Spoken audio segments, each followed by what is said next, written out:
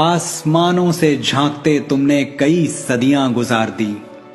अब धरती को बना लो अपना धाम, घर आ जाओ राम। हमने रख दी है तुम्हारे भवन की आधारशिला, उसी अयोध्या में जहां तुमने जन्म लिया, तुमको देवत्व मिला। घर आ जाओ राम, अब तुम बेघर नहीं रहे। सरजू के तट फिर से तुम्हारे हुए, अवध के खेत खलिहान पोखर पनघट फिर से तुम्हारे हुए। पधारो अपने निवास में और क्षमा कर दो हमारी वो भूल जो अंकित है इतिहास में। हमने वो सूरज अंधेरे में फेंक दिया जिसने पूरी सृष्टि को उजाले में रखा। कैकेयी ने तो सिर्फ 14 बरस का वनवास दिया था, हमने 37 साल तुम्हें ताले में रखा। और तुम्हें निर्वासित करके हमें मिला क्या?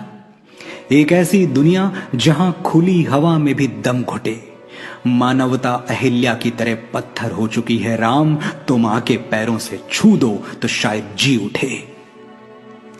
तुम तो सूर्यवंशी हो, हमें याद है तुम्हारा शौर्य तुम्हारा साहस। न्याय के हाथ में धनुष था एक और काटने के लिए अन्याय के सर थे 10।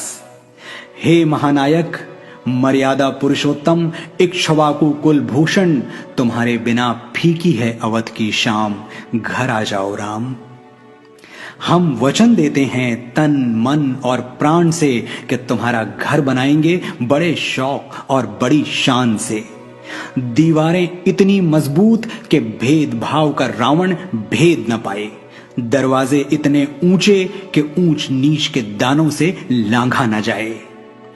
तुम्हारा शयन कक्ष वहां होगा जहां किसी बेबस की सिसकियां नींद में भी सुनाई दें, और तुम्हारी छत इतनी खुली होगी कि तीज का चंद्रमा और ईद का चांद दोनों दिखाई दें। तुम्हारी खिड़कियों पर बैठे परिंदे दोहराएंगे विश्व शांति की सरगम, और महल के प्रवेश द्वार पर लिखा होगा वसुधैव कुटुंबकम।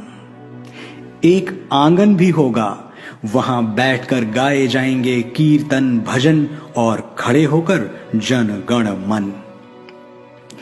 तुम्हारी प्राचीरों पर जलती मशालें मौन घोषणा करेंगी कि अब कहीं किसी कमजोर का छप्पर फूंका ना जाए। सीता की रसोई भरी होगी अनाज और अनुराग से, ताकि राम की चौखट से कोई भूखा ना जाए। हमने रख दिया तुम्हारे भवन की नींव में पहला पत्थर, अब और न सताओ धनुर्धर। अनगिनत केवटों शबरियों सीताओं को प्रतीक्षा है तुम्हारी, घर आ जाओ मेरे राम, मेरे मंगल भवन अमंगल हारी।